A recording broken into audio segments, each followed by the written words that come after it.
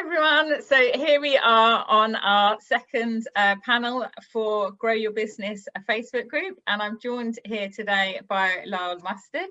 Would you like to introduce yourself to everybody?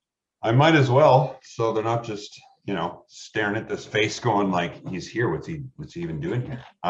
My name is Lyle Mustard, as it turns out. I'm still in the process of the final ends of waking up because Nicci and I are in very different time zones. We are, yeah. As maybe indicated by our accents. I'm smack in the middle of the Canadian prairies, and I am in the early stages, relatively speaking, of becoming a solopreneur, a self-employed business owner. Aiming towards communications. I am starting with writing. I have interests in voiceover work and speaking as well. And actually later today, I'll be meeting with another Winnipeg new business owner doing voice work. And we're gonna connect and talk more about business. So this is one of two exciting meets for today. Oh, that's very fascinating. And you were also doing quite a bit of copy strategy work, weren't you, with your last client, thinking about going down that route? That's been the beginning, yeah. There's been, as I've been progressing through this, there's been some serendipitous happenings. And one of them is that one of my friends that I always got along with well, but I never knew him all that well. He's starting a business as well. He's starting a therapy-based business, and we're exchanging services for each other. So he's providing me some hypnotherapy while he gets a chance to practice, because he's fairly newly trained. He doesn't have a whole lot of experience, and so he gets to do that, and I get free hypnotherapy work. And then I'm doing the copy and helping with general layout for his website. So wow, that's fascinating. And that brings us on quite nicely to our topic today, which is about, you know, services and offers and that sort of thing. Mm-hmm. For those of you that don't know, I'm Nicci Lou. I'm also a fellow copywriter and strategist, and I come from a nursing background myself. So yeah, packaging yourself up into products is something that I didn't have to do as a nurse. Yeah, it's an interesting debate, isn't it? Your friend, does he work one-to-one, or does he want to package himself up into different services, so people literally are choosing between one thing or another rather than choosing whether they're going to work with him or not? You know, I don't think he's looking that far down the road in terms of how the business structure will grow, because I don't think he has enough experience to determine that yet. But I do know that he, like, his regular day job is nothing related to therapy whatsoever. It kind of was, because he was always drawn to helping people. He initially got educated as a physiotherapist, and then he did that for a while, and then whatever sets of circumstances, he ended up going into the family business of real estate. And it's fine, like, he's good at it and everything like that. But he says when he does the hypnotherapy work one-on-one, this is what he feels like he's meant to be doing, right? Yeah. So at least for the foreseeable future, I know he's looking forward to the one-to-one, probably for simplicity, because it's difficult to productize, particularly something like hypnotherapy when you're new, but also because of how much it means to him and his clients and everything. Yeah, I mean, we both did a seminar, didn't we, a couple of weeks ago, where a solopreneur who isn't a copywriter actually was talking about how kind of, you know, you can package yourself up into different things in order to kind of appeal to somebody's transformation that they want. So you could package yourself up, you know, you could package your service up as getting rid of anxiety, or, you know, in today's climate, it could be around kind of, you know, leaving the house, you know, how to leave the house and get back to your normal life and that sort of thing. And so therefore it's built around the transformation opposed to the specific techniques that you offer. Because, you know, these people like your friend, I mean, he offers physiotherapy, hypnotherapy. There's so many different things to everybody's bow these days that it can be quite hard to kind of say which particular service you're necessarily going to use with each person. So to have them work towards the transformation instead I can see why you know, so many service providers are going down that route. But also, I mean, I myself, I have offers, but I also have one of my offers which just kind of leaves it open, where people can choose what they want to do, choose what services they need, and I fit in around them as well. Because I think particularly for copywriting, it's really hard to only offer offers and not to offer that sort of DIY one-to-one service. I mean, what do you think about that? Well, yeah, I mean, particularly as a copywriter, to me, it seems like if someone got into copywriting so that they could try to productize it as fast as possible, means that they're in it because they think they can cash in, which is, I mean, overwhelmingly common in business. Like, you know, there's always people looking for a faster route. And well, me personally, something I didn't include from my background description is that I'm a trained specialist that worked in the field of electronics for 15 years, and I'm now starting. I'm like, and now in the middle of my life, let me do something completely different that I'm not specifically trained for formally. Yeah, I'm leaving the security of money and everything like that. So I know for me, I'm making the choice not based on, oh, I think I'm going to get rich, right? When I get rich, it's going to be through more genial methods. But I digress.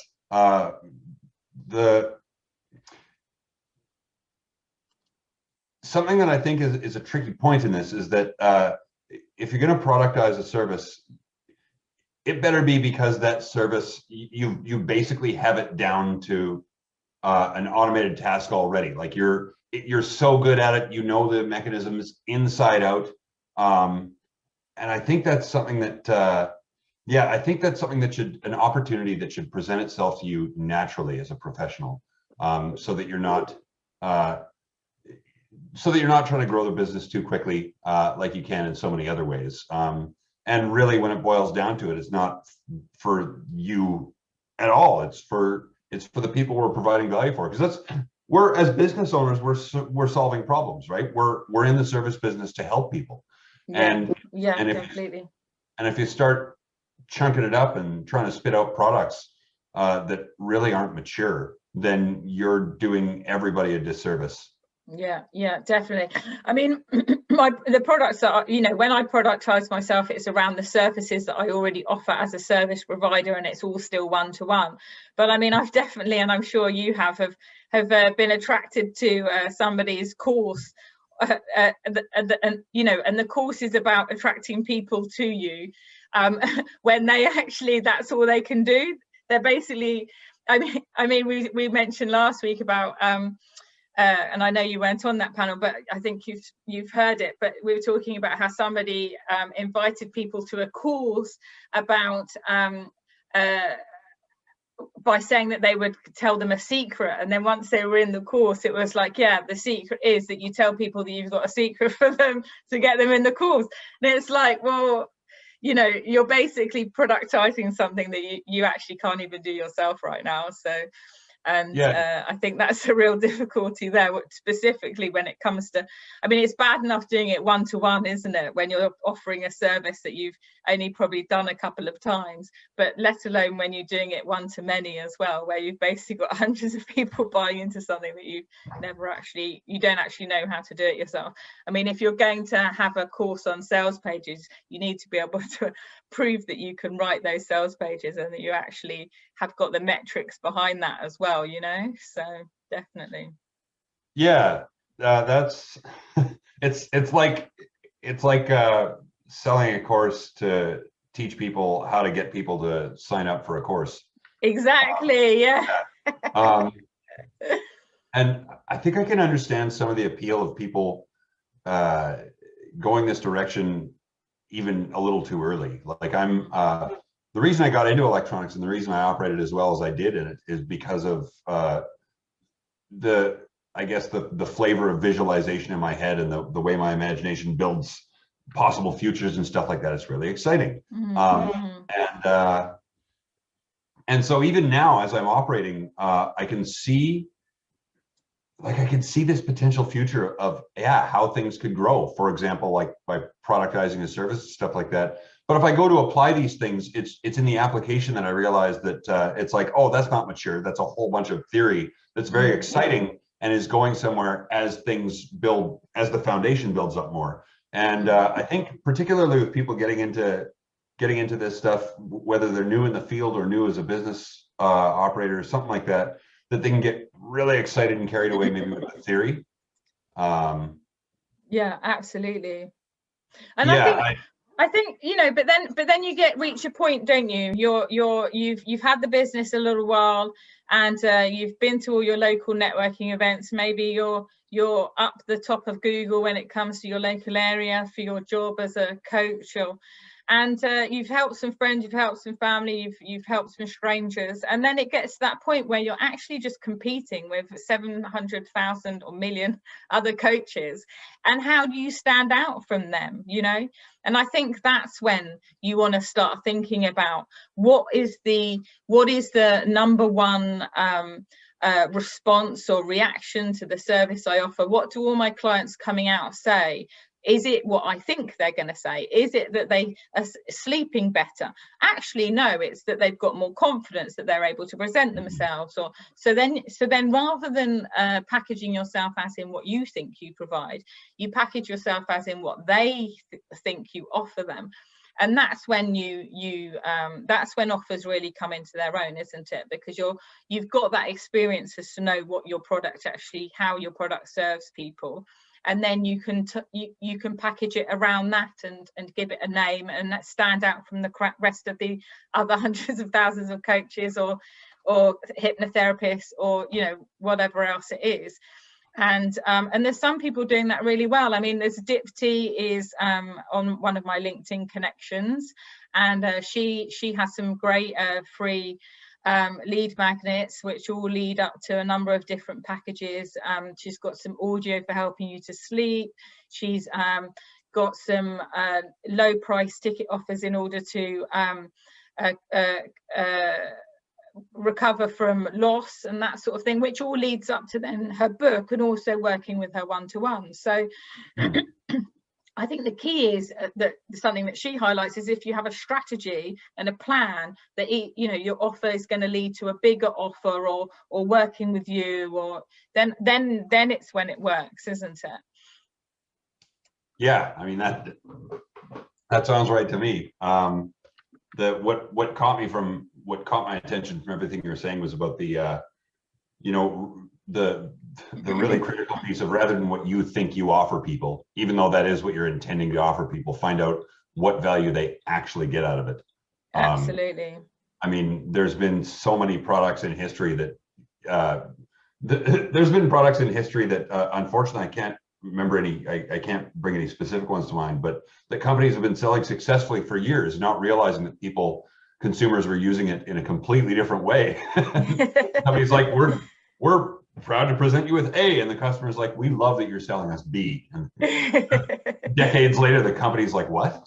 Absolutely. And, I mean, I'm showing my age here, but I mean, there's been a number of albums that used to come out with A and B sides, and they thought the A was the better side, and everyone would turn it over to play the B side. And I mean, that's why copywriting is so important. I mean, it's not my field, but you know, in your field of electrics and tech and that side of it, I mean, people that make these products, they have a very clear vision of what's important, but the customer almost always thinks it's something completely different, don't they? So yes, and that's a big one. Just thinking, as when I used to make electronics and now aim towards more creative work rather than a product, is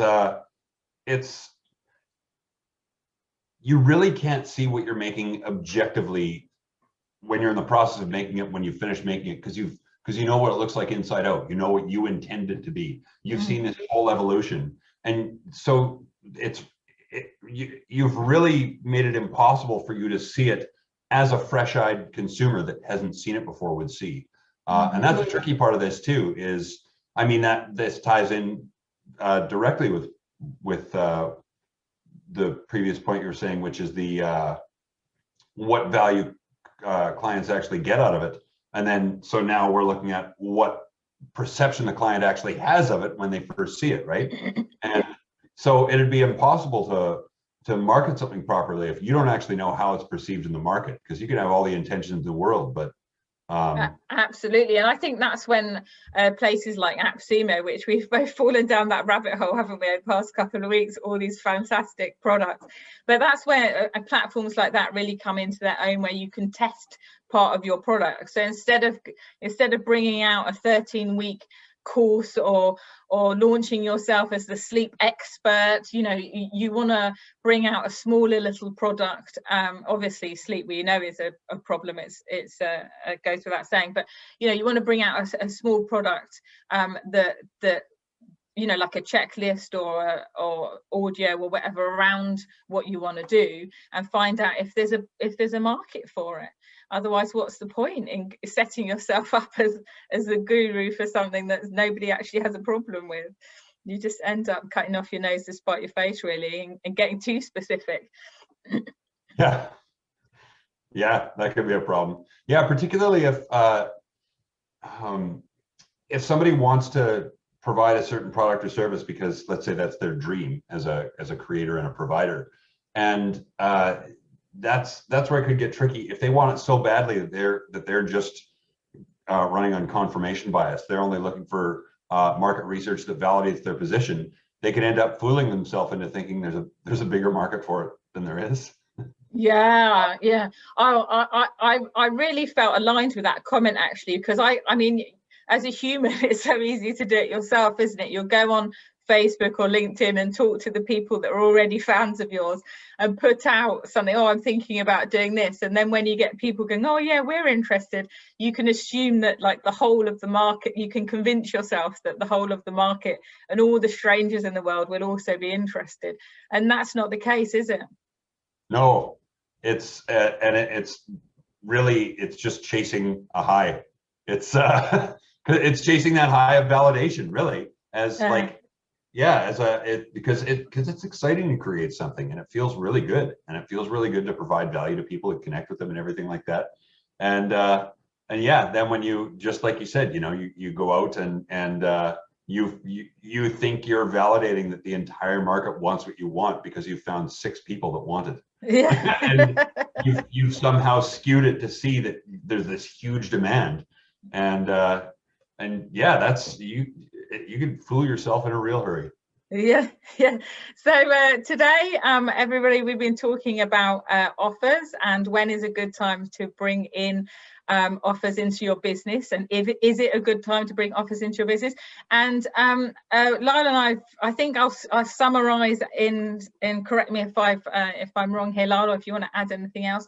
But in summary, we've been saying that if you productize yourself too early, you risk kind of making yourself a specialist at something you don't actually know how to do yet. And but also, if you are going to offer yourself, if you are going to think about offers a bit later on, then it's usually a good idea because it helps you to stand out from those other many hundreds of people around you. But if you are going to do that, then make sure that you don't just check with your best mates or your LinkedIn connections, and actually maybe put it out in the world as a smaller product and just see what the interest is, instead of chasing the glory and that self-fulfilled prophecy of what you're hoping it's going to be. Anything else as a take home that you'd like to add there, Lyle? No, that was a very complete summary of all the points we covered. Awesome. I'm glad to get on top of that. And it was wonderful talking to you. Where can everyone find you? LinkedIn, is that the best place, or where do you like to hang out? I exist on LinkedIn. I love LinkedIn. It's my favorite. I do have a website, lylemustard.com. If you know my name, it's easy enough to remember. Yeah.